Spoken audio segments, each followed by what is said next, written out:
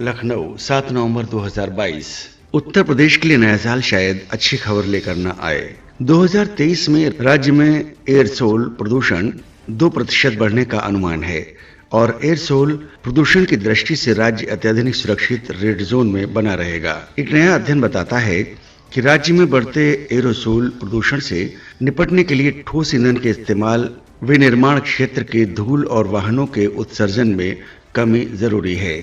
Aerosol की उच्च मात्रा में समुद्री नमक, धूल, ब्लैक और ऑर्गेनिक कार्बन जैसे प्रदूषकों के साथ साथ पार्टिकुलेट मैटर PM 2.5 और PM 10 भी शामिल रहते हैं।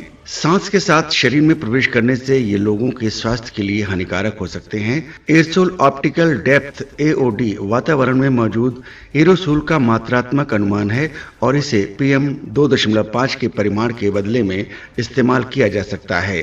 वर्तमान में अध्ययन के अनुसार भारत में राज्य स्तरीय एरोसोल प्रदूषण का गहन अध्ययन a deep insight into state level aerosol pollution in India Bose institute Kolkata के शोधकर्ताओं doctor Abhijit Chatterjee associate professor और उनके PhD स्कॉलर मोनामी दत्ता ने तैयार किया है। यह अध्ययन लंबे अवधि 2005-2019 के रुझान, विभिन्न स्रोतों और अलग-अलग भारतीय राज्यों के लिए भविष्य 2023 के अनुमान के साथ एरोसोल प्रदूषण का राष्ट्रीय परिदृश्य प्रस्तुत करता है।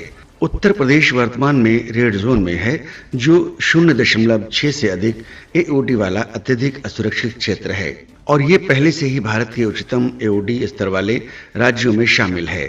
एरोसोल प्रदूषण में 2% की वृद्धि के अनुमान है, जिससे 2023 में AOD परिमाण इस असुरक्षित क्षेत्र में बढ़कर 0.75 से अधिक हो जाएगा। AOD का परिमाण 0 से 1 के बीच आंका जाता है। 0 अधिकतम दृश्यता के साथ पूरी तरह साफ आकाश संकेतक है, जबकि 1 बहुत धुंधले वातावरण को इंगित करता है। 0.3 से कम AOD परिमाण ग्रीन जोन सुरक्षित, 0.3 से 0.4 ब्लू जोन कम असुरक्षित, 0.4 से 0.5 ऑरेंज जोन असुरक्षित है, जबकि 0.5 से अधिक रेड जोन अत्यधिक असुरक्षित है के अंतर्गत आता है। अध्ययन के मुख्य लेखक और बोस इंस्टीट्यूट में पर्यावरण विज्ञान के associate professor doctor Abhijit Chatterjee ने कहा, भारत में यूपी सबसे प्रदूषित राज्य है और वायु प्रदूषण के लिहाज से यह अत्यधिक असुरक्षित क्षेत्र में है। वायु प्रदूषण में निपटने और मानव जीवन को बचाने के लिए ज्यादा उपयुक्तकारी योजना तैयार करने और इसके सख्त कार्यान्वयन की आवश्यकता है। अध्ययन की सहलेखिका और बोस इंस्टीट्यूट कोलकाता की senior research fellow Monami Datta ने विस्तार से बताते हुए कहा, यूपी के प्रमुख एरोसोल प्रदूषण स्रोतों में वाहनों का उत्सर्जन, ठोस ईंधन का उपयोग और विनिर्माण क्षेत्र की धूल शामिल है। वर्षों से हमने देखा है कि वाहनों का उत्सर्जन उपरोक्त 2 अन्य स्रोतों के मुकाबले ज्यादा प्रदूषण पैदा करता है। यह उल्लेखनीय है कि ठोस ईंधन का इस्तेमाल उत्तर प्रदेश में दूसरा सबसे अधिक प्रदूषण करने वाला स्रोत 2005 से 2019 के बीच धीरे धीरे 19% से बढ़कर 24% हो गया।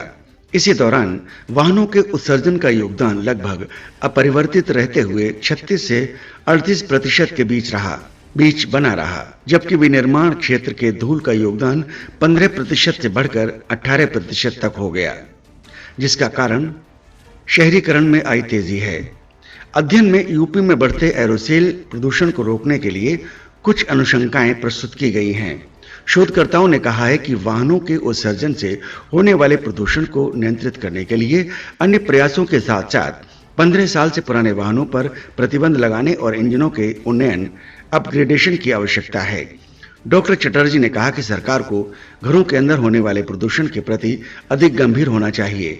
वायु प्रदूषण एवं अन्य स्वास्थ्य पर इसके हानिकारक प्रभावों की निगरानी करने और इस संबंध में जागरूकता फैलाने के साथ साथ तरल पेट्रोलियम गैस LPG सब्सिडी को प्रोत्साहित करना चाहिए। वहीं दत्ता ने कहा कि अध्ययन के दौरान ठोस ईंधन के उपयोग और वाहनों के उत्सर्जन संबंधी विशिष्ट आंकड़े उपलब्ध नहीं रहने के कारण हम ये निर्धारित करने में असमर्थ रहे कि कम असुरक्षित और सुरक्षित क्षेत्र तैयार करने के लिए इन स्रोतों से होने वाले प्रदूषण की मात्रा को कितना कम करने की जरूरत है।